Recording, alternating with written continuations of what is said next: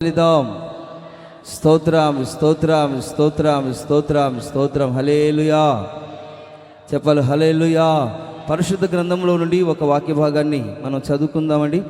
కీర్తనల గ్రంథం 104వ కీర్తనలు 16వ వచనాన్ని చదువుకుందాం.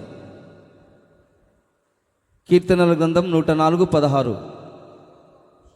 యెహోవా వృక్షములు తృప్తి పొందుచు ఉన్నవి, ఆయన నాటిన లెబానోను దేవదారు వృక్షములు తృప్తి పొందుచు ఉన్నవి. ఈ వాక్య భాగంలో, ఈ వాక్యపు వెలుగులో మనము ధ్యానించినట్లయితే చూడండి, కీర్తనకారుడు ఏం చెప్తూ ఉన్నాడంటే, యెహోవా వృక్షములు తృప్తి పొందుచు ఉన్నవి. ఏ వృక్షములు చెప్పాలి? నోరు తెరిచి. ఏ వృక్షములు? యెహోవా వృక్షములు. దేవుడు యెహోవా వృక్షములు అంటే అర్థం ఏంటంటే దేవుడు నాటిన వృక్షములు. దేవుడు ఎక్కడ నాటాడు అంటే దేవుని యొక్క మందిరములో ఒక వృక్షములుగా, ఒక చెట్టుగా దేవుడు మనల్ని చేసి ఉన్నారు. ఎవరైతే దేవుని చేత నాటబడి అది వృక్షముగా మార్చబడి ఉన్నారో వాళ్ళందరూ చూడండి తృప్తి పొందుచూ ఉన్నవంటవి ఆ వృక్షములు. దేవుని యొక్క మందిరములో దేవుడు మనల్ని అందరినీ ఒక చెట్టుగా, ఒక వృక్షముగా దేవుడు నాటి ఉన్నాడు. ఆ విధంగా మనం దినదినము మనం ఏం చేస్తూ ఉండాలంటే నాటబడిన వారమై దేవుని యొక్క మందిరములో వర్ధిల్లుచు, నేను దేవుని యొక్క మందిరములో ఒక వృక్షముగా నాటబడి ఉన్నాను అని చెప్పుకొని మనం అనుకొని ప్రభును స్తుతిస్తూ తృప్తి చెందుతూ ఉండాలంట. Praise the lord. హల్లెలూయా. ప్రతి క్షణము మనం ఏం చేయాలని, నేను దేవుని మందిరంలో నాటబడి ఉన్నాను, దేవుని యొక్క మందిరంలో ఒక వృక్షముగా, ఒక చెట్టుగా నేను నాటబడి ఉన్నాను, నేను పెరగాలి, ఒక వృక్షంగా మారాలి, అనేకులకు ప్రయోజనకరంగా ఉండాలి అనేది మనము ఏం చేస్తూ ఉండాలంట, దేవుని యొక్క సన్నిధిలో తృప్తి చెందుతూ ఉండాలంట. ఆయన నాటిన లెబనోను అనే ప్రాంతంలో దేవదారు వృక్షములు తృప్తి పొందుచూ ఉన్నవంట. కాబట్టి ఎలాంటి వృక్షములుగా మనం ఉండాలంటే లెబనోను ప్రాంతంలో ఈ దేవదారు వృక్షముల గురించి పరిశుద్ధ గ్రంథములో ఒక ప్రత్యేకంగా ప్రభు చెప్పారనమాట. అందుకనే ఆ వృక్షములంట దేవుని యొక్క సన్నిధిలో దేవుడు నాటిన సంఘములో ఆ వృక్షాలంట దేవదారు వృక్షముల వలె అవి చక్కగా తృప్తి చెందుతూ ఉన్నవి, చక్కగా దేవుని సన్నిధిలో ఆనందించుచూ ఉన్నవి. ఈ వాక్యాన్ని ఆధారం చేసుకుని ఈ దినాన ప్రతి శ్రమలో, ప్రతి శోధనలో, ప్రతి దాంట్లో మనము తృప్తి చెందుతూ ఉన్నామా? నేను దేవుని మందిరంలో నాటబడి ఉన్నానని మనము మర్చిపోకుండా జ్ఞాపకము చేసుకునొచ్చు. దేవుని యొక్క సన్నిధిలో ఫలభరితమైన వృక్షముగా దేవుడు నన్ను చేయునుగాక అని దేవుని యొక్క సన్నిధిలో తృప్తి చెందుతున్నామా అనేది ఈ దినాన్ని తెలుసుకోవాలన్నమాట. దేవదారు వృక్షముల గురించి పరిశుద్ధ గ్రంథములో 75 సార్లు చెట్టును గురించి వ్రాయబడిందండి. ఈ చెట్టును గురించి 75 సార్లు రాయబడి ఉంది పరిశుద్ధ గ్రంథములో. ఈ లెబనోను అనే ప్రాంతంలో ఈ దేవదారు వృక్షములు ఉన్నాయి. ఈ దేవదారు వృక్షములు ఎలాంటివంటే దేవుని చేత నాటబడిన ఆ యొక్క తృప్తి కలిగి ఉంటారనమాట. దేవుని చేత నేను నాటబడి ఉన్నానని ఎవరైతే అనుకుంటారో వాళ్ళు సంతోషంగా ఉంటారు, తృప్తిగా ఉంటారు. దేవుని యొక్క సన్నిధిలో నేను ఒక చెట్టు వలె ఎదగాలని కోరుకుంటారనమాట. ఒకవేళ నేను మర్చిపోతే, నేను దేవుని చేత నాటబడి ఉన్నానని మర్చిపోతే, ఇక్కడ వాక్యాన్ని విని బయట వెళ్ళిన తర్వాత మర్చిపోతే మీరు ఫలించలేరండి, మీరు వృక్షముగా మార్చబడలేరు. కొన్ని రోజులైన తర్వాత మీరు దానికి నీరు లేదు, ఎరువు లేదు, తర్వాత ఏమీ లేదు కాబట్టి, వాతావరణం లేదు కాబట్టి అది ఏమవుతుందంటే చిన్న చిన్నగా అంతరించిపోతుంది, వాడిపోతుంది. వాడిపోనివ్వక నన్ను నీ ఆత్మతో నింపమని కీర్తనకారుడు చెప్తూ ఉన్నాడు. కాబట్టి దినాన మనం వాడిపోకుండానట్లుగా, మనము ఫలించినట్లుగా, తృప్తిగా ఉండునట్లుగా దేవుడు మనల్ని ఈ దేవదారు వృక్షము వలె ఈ మందిరములో, దేవుని యొక్క తోటలో దేవుడు మనల్ని నాటి బలపరుచునుగాక. చెప్పాలి గట్టిగా హల్లెలూయా. ఈ దేవదారు ఏ చెట్టు అంటే దేవుని చెట్టు. కూర్చోబెట్టు.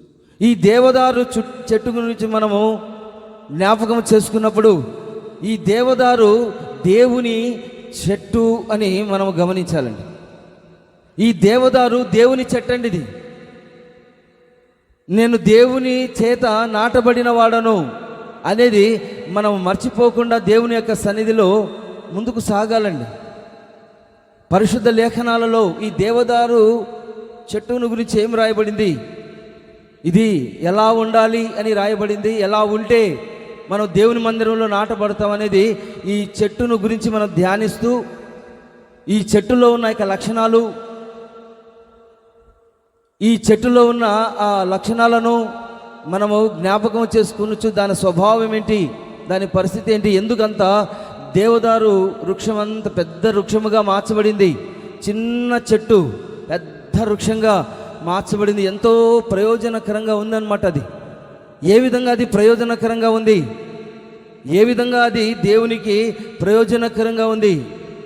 ఈ చెట్టును గురించి కొన్ని విషయాలు ఎవరు అనాలోచితంగా ఉండకుండా వినాలి. హలో, ఏంటది? దేవుని యొక్క సన్నిధిలో సీరియస్గా దేవుని యొక్క వాక్యాన్ని వినాలి. పరిశుద్ధ లేఖనాలలో మనము గమనించినట్లయితే ఈ దేవదారు చెట్టును గురించి ఏమని చెప్తుంది దేవుని యొక్క వాక్యము? ఈ దేవదారు చెట్టును గురించి మనం ఆలోచించాలి, ధ్యానించాలి. పరిశుద్ధ లేఖనాలలో ఏం చెప్తుంది? ఇది దేవుని యొక్క చెట్టు అన్నమాట. ఒకవేళ దీనిని మనము వినకపోతే, అనాలోచితంగా ఉంటే దేవుని యొక్క ఆశీర్వాదాలు మన తల మీద రావు. కాబట్టి మనం జాగ్రత్త కలిగి, ఎంతో ఒళ్ళు దగ్గర పెట్టుకుని మనము చాలా జాగ్రత్త కలిగి ఈ వాక్యాన్ని వినాలి, ఈ వాక్యాన్ని సొంతం చేసుకోవాలి, ప్రభు సన్నిధిలో ప్రార్థన చేసుకోవాలి. ప్రార్థన ఆలకించిన దేవుడు మనలందరినీ దేవుని యొక్క తోటలో, ఈ సంఘములోనూ పరలోకంలోనూ దేవుని యొక్క చెట్టుగా దేవుడు మన జీవితంలో వృద్ధి అభివృద్ధి కలగజేసి విస్తరింపజేయునుగాక. చెప్పాలి ఆమేన్, హల్లెలూయా. చెప్పాలి హల్లెలూయా. పరిశుద్ధ లేఖనాలలో ఈ చెట్టును గురించి కొన్ని విషయాలు మనం తెలుసుకుందాం. సంఖ్యాకాండము 24వ అధ్యాయంలో ఆ వాక్య భాగ్యాన్ని మనం చదువుకుందామండి. సంఖ్యాకాండము 24వ అధ్యాయము 5, 6 వచనాలు మనం చదువుకుందాం. అందరూ తీయండి పరిశుద్ధ గ్రంథంలో నుండి. సంఖ్యాకాండము 24వ అధ్యాయము 5, 6 వచనాలలో మనం గమనించినట్లయితే చదవండి. యాకోబు, నీ గుడారములు, ఇశ్రాయేలు నీ నివాస స్థలములు ఎంతో రమ్యమైనవి, వాగుల వలె అవి వ్యాపించి ఉన్నవి, నదీ తీరమందలి తోట వలె, యెహోవా నాటిన అగరు చెట్ల వలె, నీళ్ల యొద్దనున్న దేవదారు వృక్షముల వలెను అవి ఉన్నవి.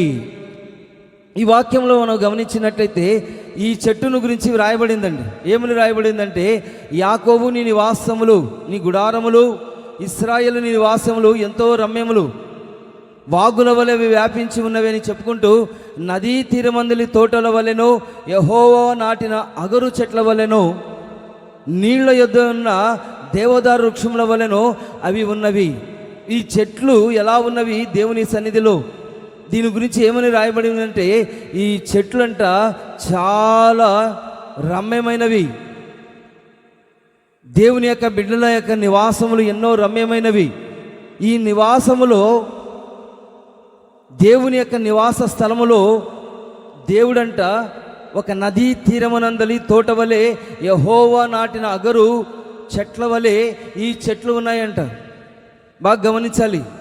ఒక నది ఉన్నదంట, ఒక నది ఉన్నది. ఆ నది ప్రక్కన ఈ చెట్టును దేవుడు నాటాడంట. ఏ చెట్టు ఇది? దేవదారు చెట్టు. దేవుని యొక్క నివాస స్థలములలో,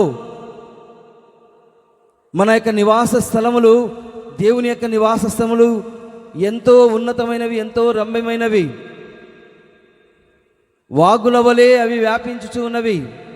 ఏ విధంగా వాగు వ్యాపించి విస్తరించి ఆ నీళ్లు పారుతూ ఉన్నవో అదేవిధంగా నదీ తీరమునందలి తోట వలెను, యెహోవా నాటిన అగరు యొక్క చెట్టు వలెను, నీళ్ళ యొద్ద ఉన్న యొక్క దేవదారు వృక్షముల వలె అవి ఉన్నవి అని భక్తుడు చెప్తూ ఉన్నాడు, మోషే చెప్తూ ఉన్నారు. దేవుని బిడ్డలకు, దేవుని యొక్క నివాస స్థలములకు, దేవుడు నివసించే స్థలాలు, తర్వాత ఇశ్రాయేలీలు దేవుని యొక్క బిడ్డలు నివసించే యొక్క స్థలాలు కానీ ఈ నదీ తీరమునంది ఆ యొక్క ఉన్న యొక్క చెట్లను గురించి వ్రాయబడుతుంది. ఈ చెట్టు పేరు ఏంటంటే దేవదారు చెట్టు. ఈ చెట్లంట చూడండి ఎలా ఉన్నాయంటే తృప్తిగా జీవిస్తూ ఉన్నాయి. ఎందుకని తృప్తిగా జీవిస్తూ ఉన్నాయంటే అక్కడ ఏమున్నాయంటే నీళ్లు ఉన్నవి. నదీ తీరమునంది ఇది నాటబడి ఉన్నది కాబట్టి ఆ నీళ్లను బట్టి అవి త్రాగుతూ ఎదుగుతున్నాయి.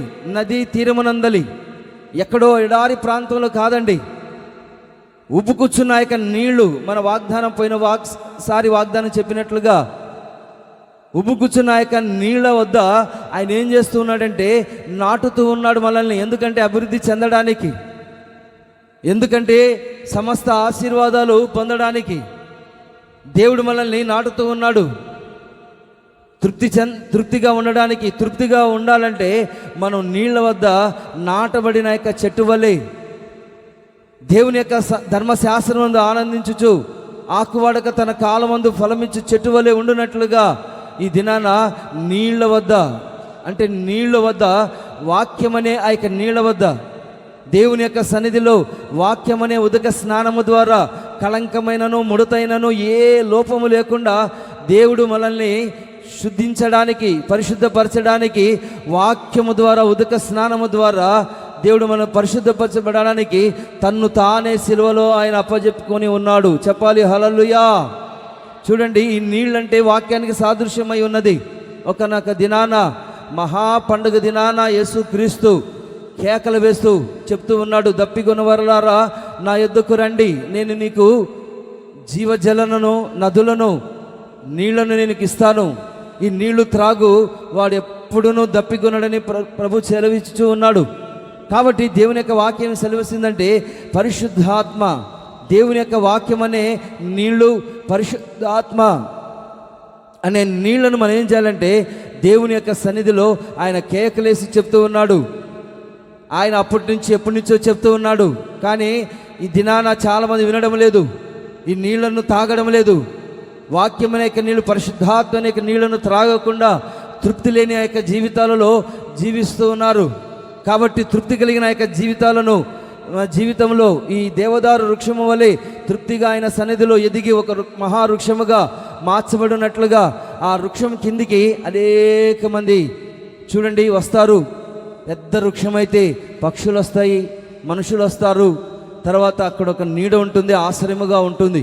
కాబట్టి దేవుడు ఆ విధంగా దేవదారు వృక్షము వలె అనేకులకు ఆశ్రయముగా ఉండడానికి దేవుడు మనల్ని ఆశీర్వదించి ఉన్నారు. హల్లెలూయా. చెప్పాలి హల్లెలూయా, చెప్పాలి హల్లెలూయా.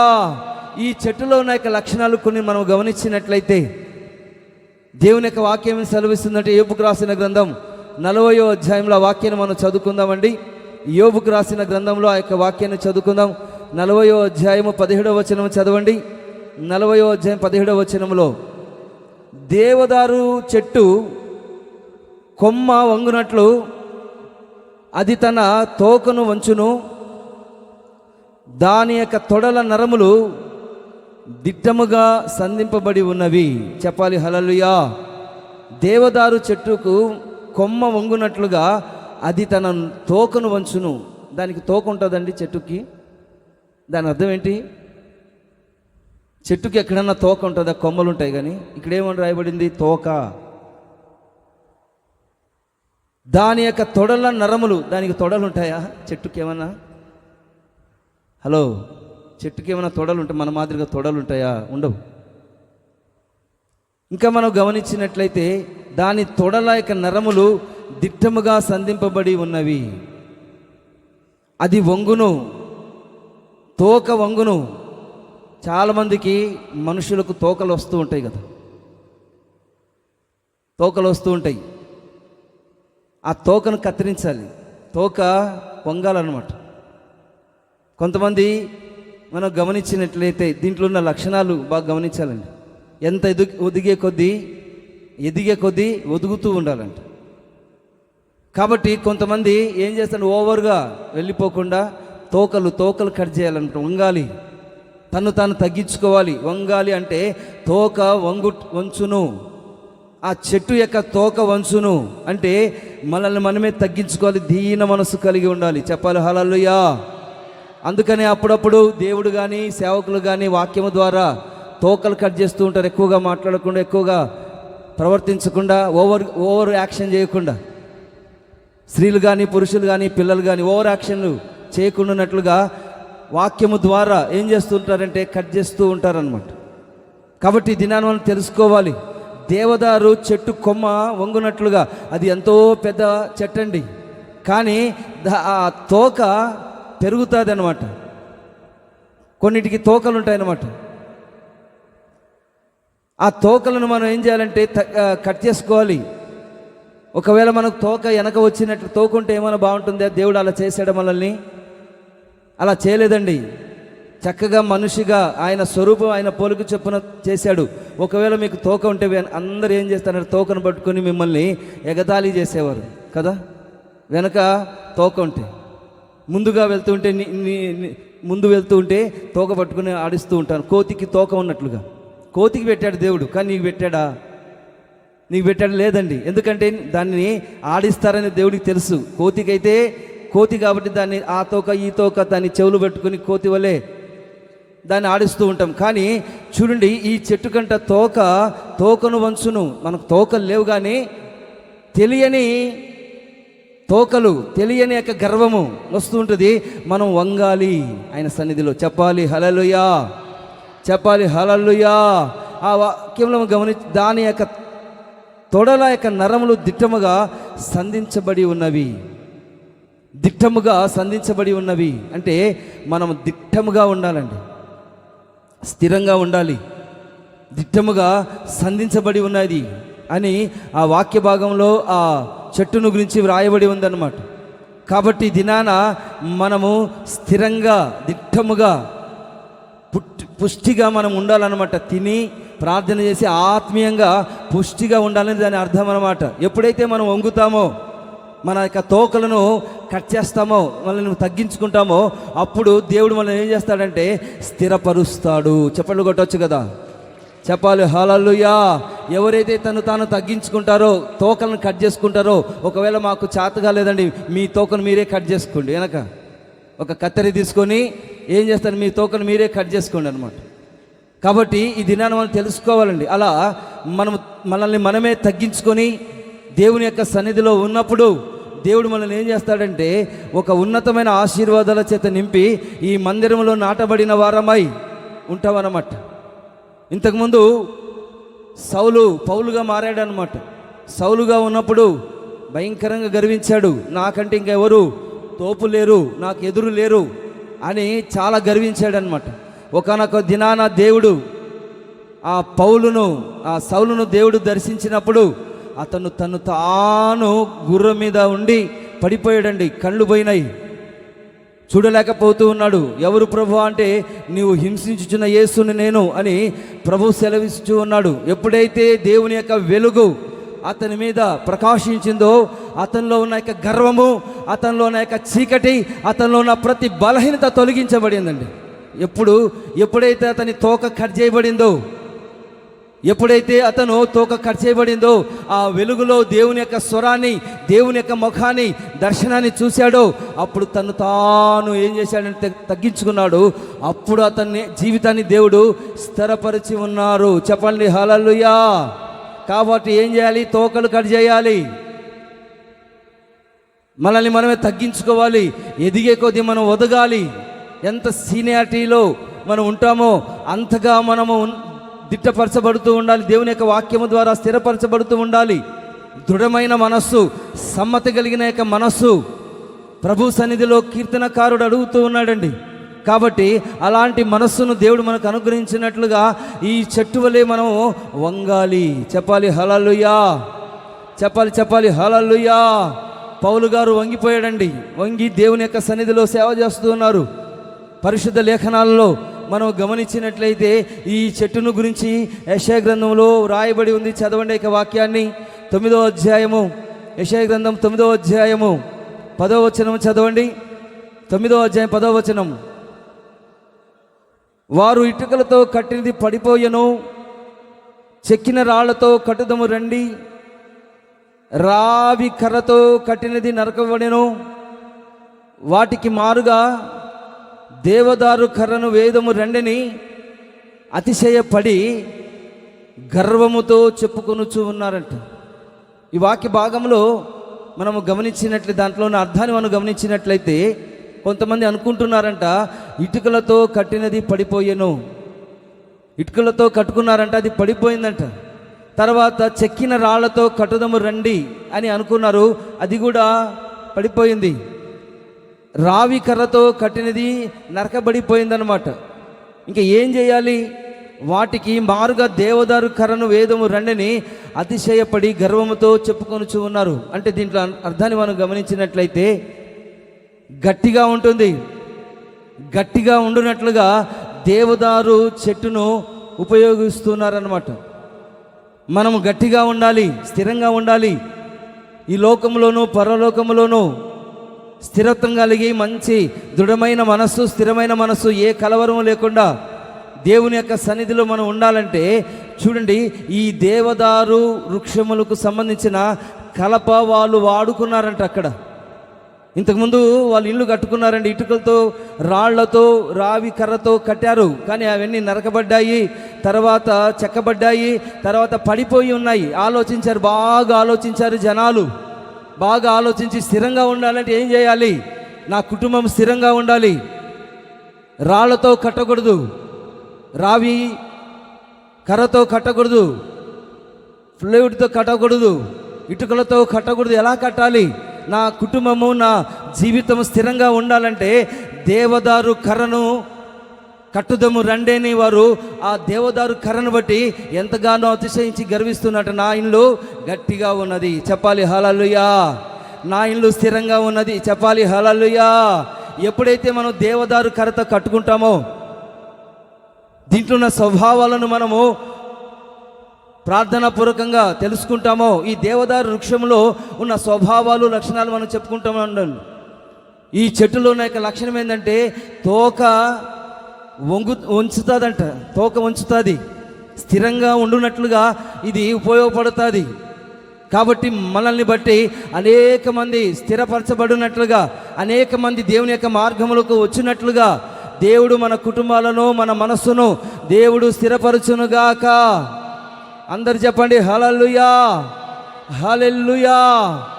అంత మాత్రమే కాకుండా ఓడలు కూడా, ఈ షిప్పులను కూడా ఈ దేవదారు వృక్షంతో స్ట్రాంగ్గా కట్టుకుంటారంట. ఈ సముద్రంలో వెళ్ళాలంటే, ఈ ఓడ స్ట్రాంగ్గా ఉండాలంటే ఈ దేవదారు కర్రను వాడతారని యెహెజ్కేలు గ్రంథము 27వ అధ్యాయం 5వ వచనములో మనం గమనించినట్లయితే చదవండి. యెహెజ్కేలు గ్రంథము 27వ అధ్యాయం 5వ వచనం చదవండి. 27:5 త్వరగా చదవాలి. ఆ నీ ఓడలను సేనూరు దేశపు సరవృక్షపు మ్రానుతో కట్టుదురు, లెబనోను దేవదారు మ్రాను తెప్పించి నీ ఓడ కొయ్యలు చేయుదురు. చూడండి, ఈ వాక్యంలో కూడా మనం గమనించినట్లయితే, స్ట్రాంగ్గా ఉండడానికి దేంతో మనం కట్టుకోవాలంటే ఈ దేవదారు చెట్లను నరికి, తర్వాత స్ట్రాంగ్గా మన ఓడను, ఓడ అంటే అర్థం తెలుసు కదా మీకు, ఓడ రక్షణ ఓడ. ఈ రక్షణ స్ట్రాంగ్గా ఉండాలంటే, ఈ రక్షణ ఓడ స్ట్రాంగ్గా ఉండాలంటే చూడండి, దేంతో కట్టుకోవాలి? మనము దేవదారు వృక్షముతో కట్టుకున్నట్లయితే ఆ దినాన మనము ఈ రక్షణ అనే ఓడలో ఉంటామని దేవుని యొక్క వాక్యం సెలవిస్తుంది. హల్లెలూయా. ఆ దిన నోవాహు కూడా దేవుడు చెప్పాడు, దేవదారు వృక్షంతో నువ్వు కట్టుకో, నీ ఓడను నువ్వు స్ట్రాంగ్ చేసుకో, నీ కుటుంబాన్ని, నీ జీవితాన్ని స్ట్రాంగ్ చేసుకో. వినాలి, వినాలి, హలో వినాలి, తల ఎత్తి వినాలన్నమాట. ఓడను స్ట్రాంగ్ చేసుకో. ఈ దేవదారు వృక్షముగా ఉండునట్లుగా నువ్వు స్ట్రాంగ్గా, ఆత్మలో బలము కలిగిన వాడిగా ఉండునట్లుగా ఎందుకంటే అన్ని విషయాల్లో నువ్వు ఉండాలండి. ఎందుకని అలా ఉండాలంటే శ్రమలు వస్తాయి, శోధనలు వస్తాయి, ఇరుకులు ఇబ్బందులు వస్తాయి, అనారోగ్యాలు వస్తాయి, బాధలు వస్తాయి. రాబోతున్న దినాలలో ఎన్నో పరిస్థితులు సంభవిస్తాయి, ఆపత్కాలాలు వస్తాయి. వాటిని అన్నిట్లో నుంచి దేవుడు మనల్ని విడిపించినట్లుగా నువ్వు స్ట్రాంగ్గా ఉండాలని ప్రభు సెలవిస్తున్నాడు. హల్లెలూయా చెప్పాలి, హల్లెలూయా. తృప్తిగా ఉండాలి దేవుని మందిరంలో. దేవుని యొక్క మందిరంలో మనల్ని మనమే తగ్గించుకోవాలి. మన తోకను మనం కట్ చేసుకొని అది వంగాలి, ప్రతిదానికి వంగాలి. ఇట్లా తల ఎత్తి గర్వంగా ఉండకూడదు. దీన మనస్సు కలిగి, ప్రభా మీ కృప నాకు దయచేయండి, దీనులైన వారికి కృప అనుగ్రహించబడుతుందని దేవుని యొక్క వాక్యం సెలవిస్తుంది. కాబట్టి దినాన దీన మనసుతో ఉండునట్లుగా ఏం చేయాలంటే మనం వంగాలి. అంత మాత్రమే కాకుండా గట్టిగా ఉండాలి. చెప్పాలి, హల్లెలూయా. ఈ దేవదారు వృక్షంలో ఉన్న యొక్క స్వభావం ఏంటంటే అది తృప్తిగా ఉంటుందన్నమాట. నేను వృక్షము వలె పెరిగాను, వృక్షము వలె పెద్దగా పెరిగాను, అనేకులకు నేను ప్రయోజనకరంగా తను తాను తృప్తిపరుచుకుంటుంది అనమాట. నా దగ్గరికి అనేక మంది పిట్టలు, తర్వాత పావురాలు, తర్వాత రకరకాల నివాసములు నా దగ్గరికి వచ్చి నా దగ్గర ఉంటున్నాయి అని ఎంతో సంతోషంగా ఉంటుంది. కాబట్టి నువ్వు కూడా సంతోషంగా తృప్తిగా ఉండాలండి. అనాలోచితంగా ఉండకుండా ఎందుకు ఏంటి జీవితము అని నీలో నీవే కోపపడుతూ ఏదైనా చిన్న సమస్య వచ్చినప్పుడు నీ జీవితం నీ గురించే చూడండి. కొంతమంది బలహీనులైపోతూ ఉంటారు, నీరసించిపోతూ ఉంటారు, కృంగిపోతూ ఉంటారు. అలా కాదండి. దేవుని యొక్క వాక్యం ఏం చెప్తుందంటే నువ్వు తృప్తిగా ఉండాలి. చెప్పాలి, హల్లెలూయా, హల్లెలూయా. నువ్వు దేవుని సన్నిధిలో తగ్గించుకోవాలి. చెప్పాలి, హల్లెలూయా. అంత మాత్రమే కాకుండా గట్టిగా ఉండాలి. గట్టిగా ఉండడం అంటే తిట్టమని కాదు, గట్టిగా వేరే వాళ్ళని గట్టిగా కొట్టమని కాదు, గట్టిగా తిట్టమని కాదు, గట్టిగా మొద్దు పనులు చేయమని కాదండి. స్మూత్గా దేవుని యొక్క సన్నిధిలో గట్టిగా ఉండడం అంటే నువ్వు ప్రయోజనకరంగా ఉండాలి, స్థిరంగా ఉండాలి. ఈ దేవదారు వృక్షాలు అందుకనే వాడబడుతూ ఉన్నాయి. ఇది మొదటి లక్షణం అంటే. రెండవ లక్షణాన్ని మనం గమనించినట్లయితే చదవండి యొక్క వాక్య భాగాన్ని.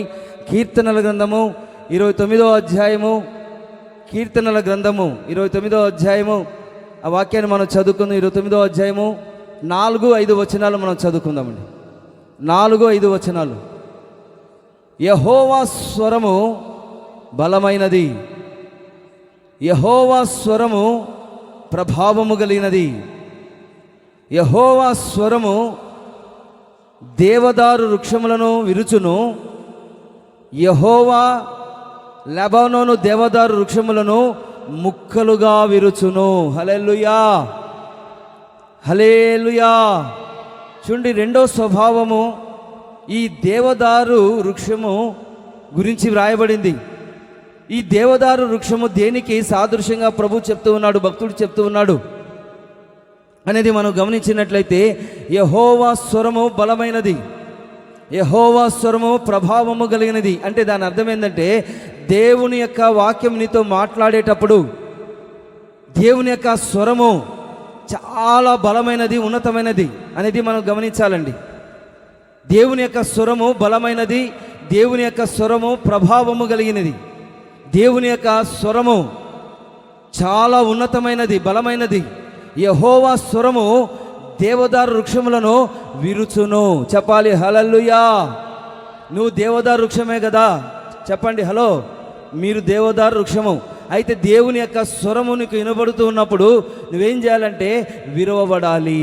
అంటే విరిగిన మనస్సు, నలిగిన హృదయము నీకు కలిగి ఉన్నప్పుడు అప్పుడు దేవుని యొక్క స్వరము నీలో బలంగా పనిచేస్తుంది, దేవుని యొక్క ప్రభావము నీలో పనిచేస్తుంది.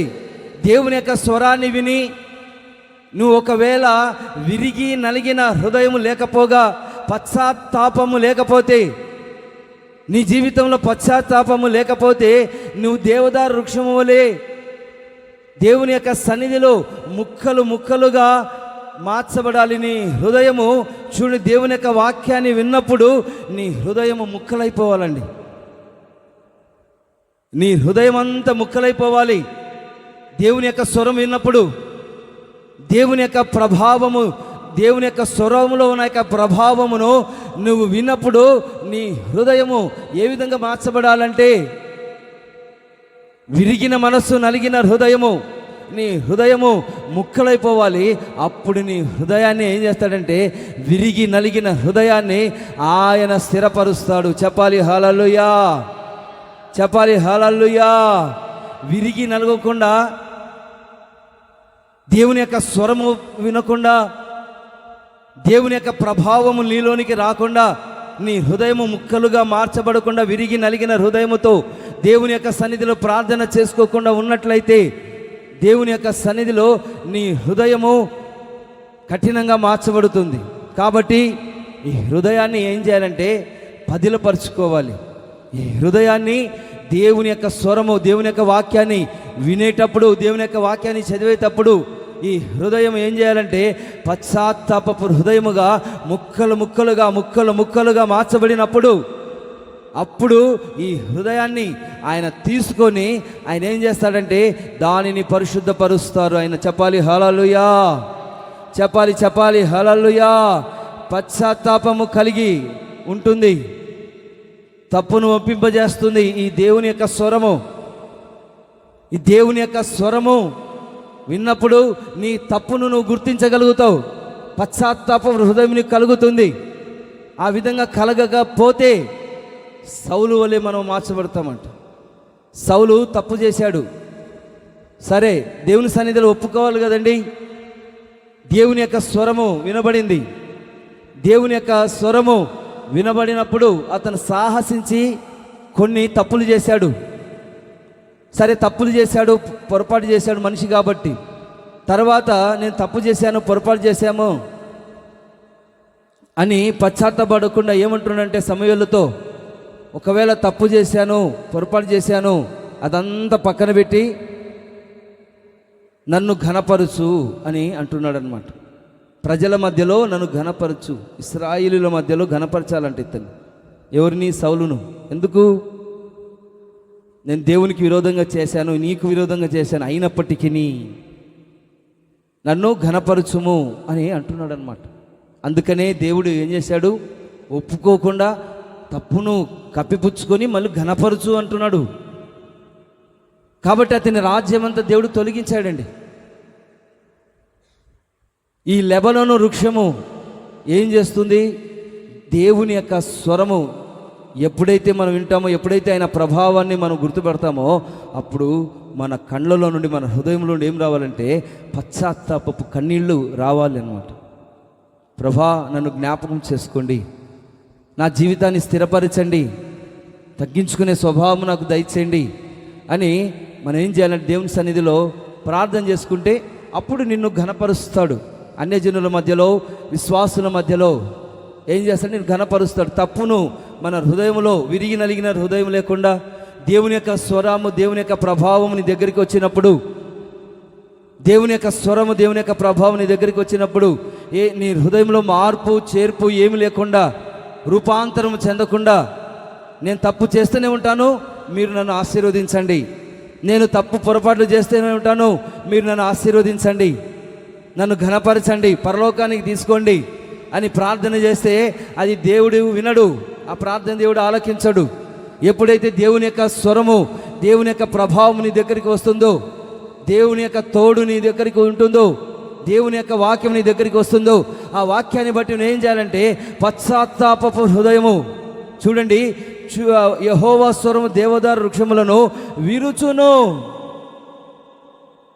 ఆ స్వరము ఏం చేయాలంటే మన హృదయాన్ని విరవాలి. రొట్టెను విరిచినట్లుగా విరవాలి.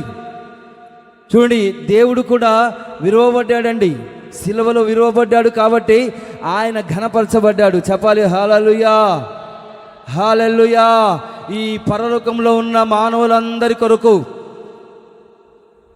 పరలోకంలో ఉన్న దేవదూతల కొరకు, భూమి మీద ఉన్న మానవుల కొరకు ఆయన దేవదూతలు తప్పు చేశారు, కొంతమంది మానవులు తప్పు చేశారు.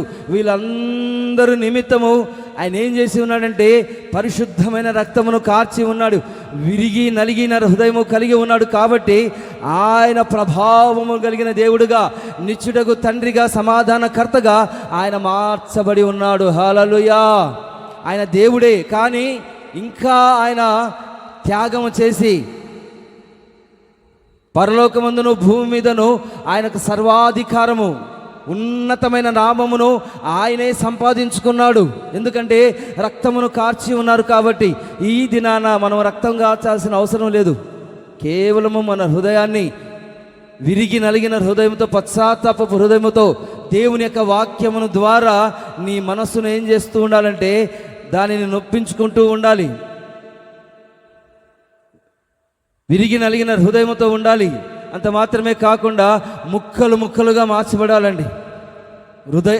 లోకంలో సామెత ఏంటంటే పగిలిన ఆ యొక్క అద్దం అతకదు అంటారు, కానీ వాక్యం అలా చెప్పడం లేదన్నమాట. ఎవరైతే హృదయాలు పగిలి విరిగి నలిగిన హృదయంతో ఎవరైతే ఉన్నారో, ఎవరైతే పేద స్థితిలో, దీన స్థితిలో ఉన్నారో వాళ్ళ దగ్గరికి యేసుక్రీస్తు వస్తూ ఉన్నారు. చెప్పండి కొట్టండి హల్లెలూయా.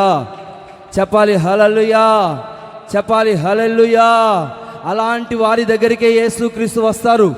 ఎవరైతే విరిగి నలిగిన హృదయంతో ముక్కలు ముక్కలుగా మార్చబడి హృదయంలో దుఃఖాన్ని, దైవ చిత్తానుసారమైన దుఃఖం కలిగి ఉంటారో వాళ్ళని దేవుడు జ్ఞాపకం చేసుకుంటూ ఉన్నాడు అనమాట. వాళ్ళని దేవుడు ఘనపరుస్తున్నాడు. కానీ ఈ సౌలు ఏం చేస్తున్నాడంటే తప్పు చేసి సౌలు విరగలేదు, నలిగిన హృదయంతో అతను ప్రార్థన చేయలేదు. తర్వాత దైవ సేవకుని అంగి పట్టుకొని ఏం చేస్తూ చింపుతున్నాడు అనమాట. సమూయేలు అంగి ఉంటుంది కదా, ఈ అంగి పట్టుకొని చింపేశాడండి. ఎందుకంటే ఆయన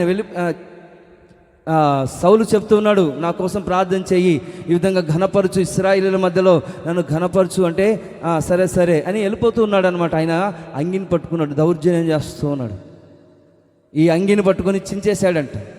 అప్పుడు ఏమంటున్నాడంటే దేవుడు, నీ రాజ్యం పోతుంది అని దేవుడు శపిస్తూ ఉన్నాడు అనమాట. తన రాజ్యం పోయింది. కాబట్టి దినాన దేవుని సన్నిధానానికి వచ్చిన మనము ఘనపరచబడాలి. ఎప్పుడు ఘనపరచబడతామంటే మనము విరిగి నలిగిన హృదయం కలిగి ఉన్నప్పుడు. ఈ లోకంలోనూ పరలోకములోనూ దేవుడు మనల్ని ఘనపరచునుగాక. చెప్పాలి హల్లెలూయా, హల్లెలూయా. కాబట్టి దినాన గమనించాలి వాక్యాన్ని బట్టి. ఈ దేవదారు వృక్షము అంత విలువైనది, అంత స్వభావము గల. ఎవరు టైం చూసుకోవద్దు.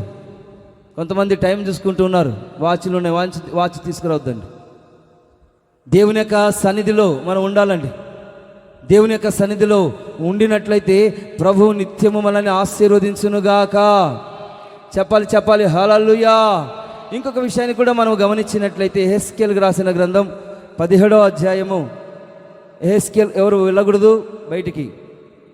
యెహెజ్కేలుకు రాసిన గ్రంథం, యెహెజ్కేలుకు రాసిన గ్రంథం 17వ అధ్యాయము 22వ వచనం చదవండి. యెహెజ్కేలు రాసిన గ్రంథం 17వ అధ్యాయము 22వ వచనం చదవండి.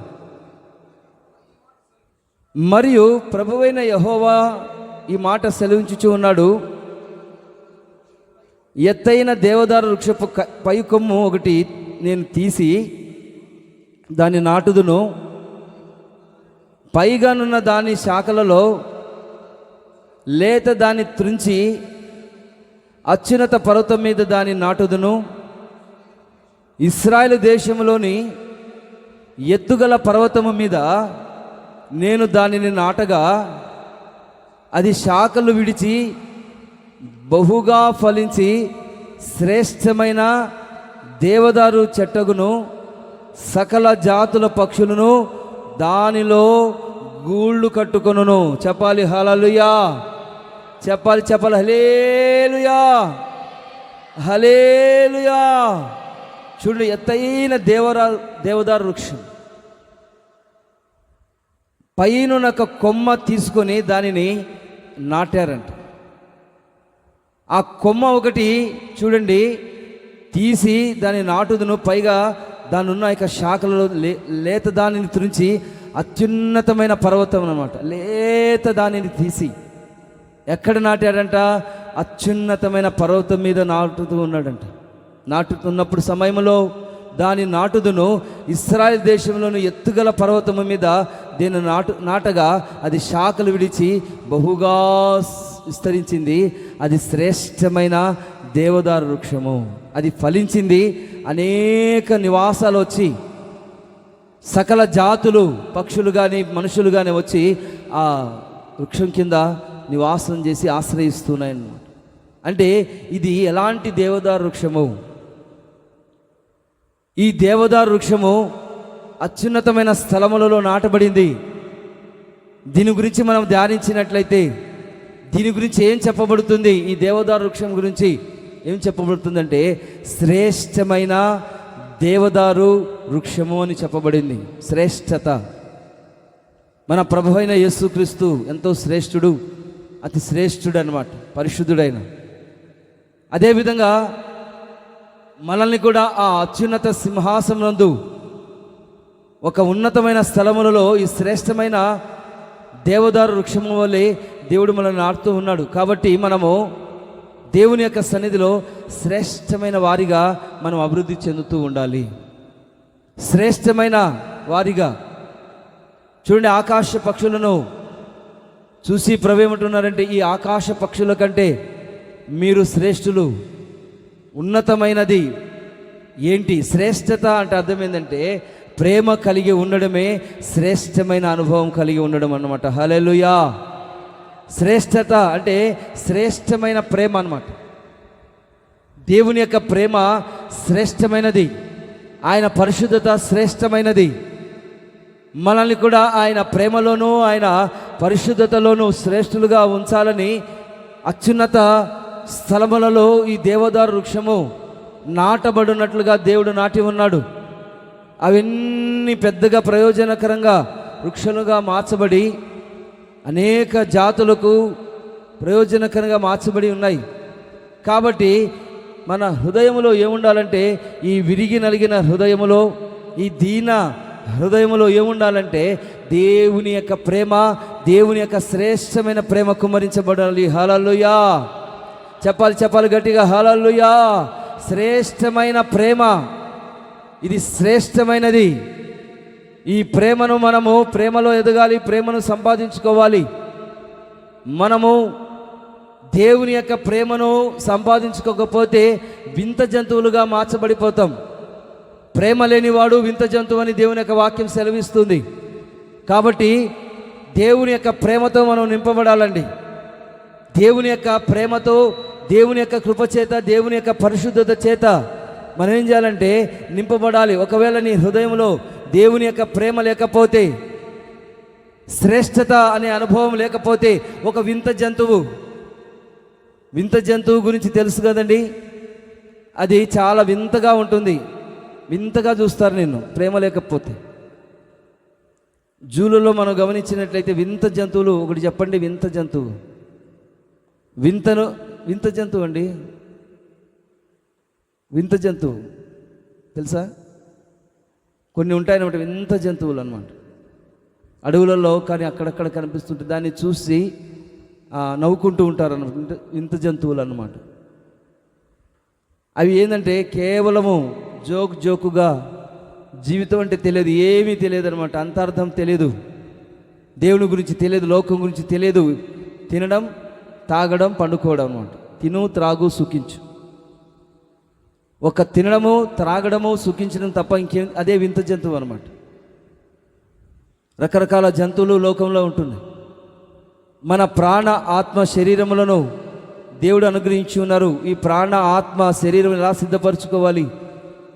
ఇది మన హృదయంలో దేవుని యొక్క ప్రేమ చేత ఎలా నింపబడాలి? దేవుని యొక్క సన్నిధిలో ఏ విధంగా ఆశీర్వదించబడాలి? ఆత్మీయంగా ఏ విధంగా బలపరచబడాలి? అన్నీ దేవుని యొక్క సన్నిధిలో ఒక చింత, ఒక ఆశీర్వాదమును గురించిన ఒక అవగాహన ఈ దినాన మనం కలిగి ఉండాలండి. దేవుని యొక్క ప్రేమను పొందుకుంటూ ఉన్నామా, లేకపోతే వేరొక ఆత్మను మనం పొందుకొని ఉన్నామా? దేవుని యొక్క ప్రేమే శాశ్వతమైనది.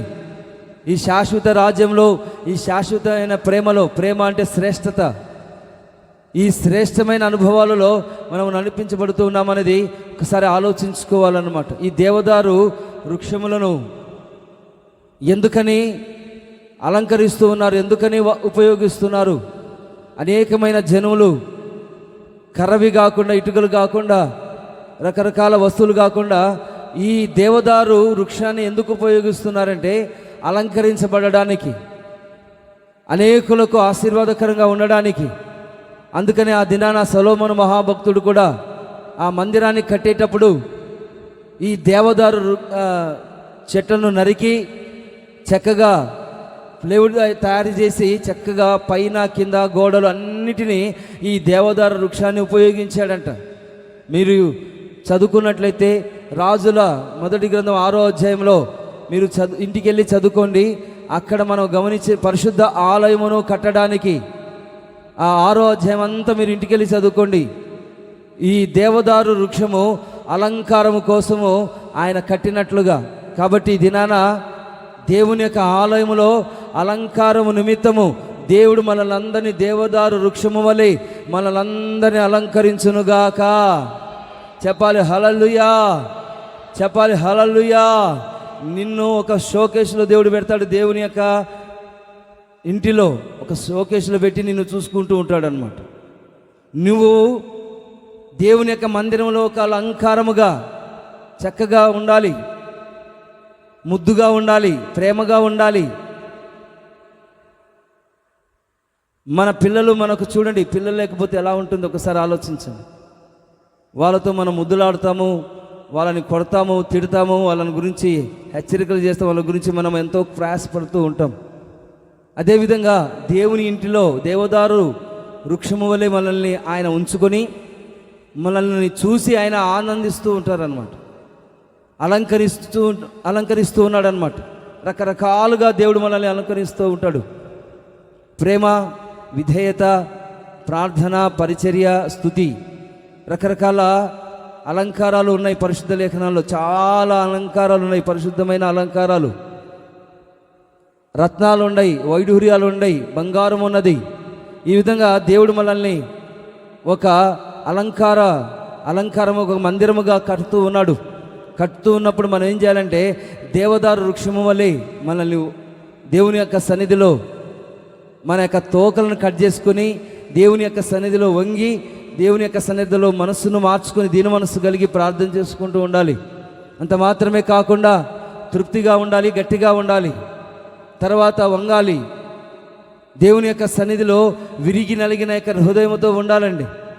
ఈ దేవదారు వృక్షములు దేవుని యొక్క స్వరాన్ని వినినప్పుడు, దేవుని యొక్క ప్రభావము మనలోనికి వచ్చినప్పుడు మనం ఏం చేస్తూ ఉండాలంటే విరిగిన మనసుతో, నలిగిన హృదయముతో మనము మన హృదయాన్ని ముక్కలు ముక్కలుగా విరిగిన మనస్సుతో మనం ఆయన సన్నిధిలో వచ్చినట్లయితే, మన తప్పును మనం గ్రహించినట్లయితే దేవుడు మనలందరినీ ఆయన సింహాసనమును దేవుడు మనకు అనుగ్రహించునుగాక. చెప్పాలి ఆమేన్, చెప్పాలి హల్లెలూయా, హల్లెలూయా. అంత మాత్రమే కాకుండా ఈ దేవదారు వృక్షం అంట శ్రేష్టమైన దేవదారు చెట్టు అని దీని గురించి వ్రాయబడి ఉంది. కాబట్టి ఈ దినాన మనం తెలుసుకొని ప్రభు ఆశీర్వాదాలు పొందినట్లుగా కొద్ది క్షణాలు విన్న వాక్యాన్ని మన హృదయంలో దాచుకొని ఏం చేయాలంటే, ప్రభా నన్ను దేవదారు వృక్షము వలె చేయండి, మీ సన్నిధిలో నేను నాటబడతాను అని దేవుని యొక్క సన్నిధిలో మనం ఏం చేయాలంటే ప్రార్థన చేసుకోవాలి, తీర్మానం చేసుకోవాలి. 3 లక్షణాలు ఉన్నాయన్నమాట. ఈ దేవదారు వృక్షానికి 3 లక్షణాలు ఏంటంటే, ఈ దేవదారు దేవుని యొక్క చెట్టు తృప్తిగా ఉంటుంది, గట్టిగా ఉంటుంది, తర్వాత చెప్పాలి తృప్తిగా, సంతోషంగా, తర్వాత తగ్గించుకునే యొక్క స్వభావము కలిగి ఉంటుంది. అంత మాత్రమే కాకుండా ఈ చెట్టు యొక్క అనుభవం ఏంటంటే చూడండి, విరిగిన యొక్క నలిగిన హృదయము కలిగి ఉంటుంది. అంత మాత్రమే కాకుండా శ్రేష్టమైన దేవదారు వృక్షం వల్లే దేవుని యొక్క ప్రేమ కలిగి ఉంటుంది. చప్పట్లు కొట్టండి హల్లెలూయా. ఈ విధంగా ఈ దేవదారు వృక్షం వల్లే ఈ 3 స్వభావం నాకు అనుగ్రహించండి అని మీరు మనసులో పెట్టుకోవాలి.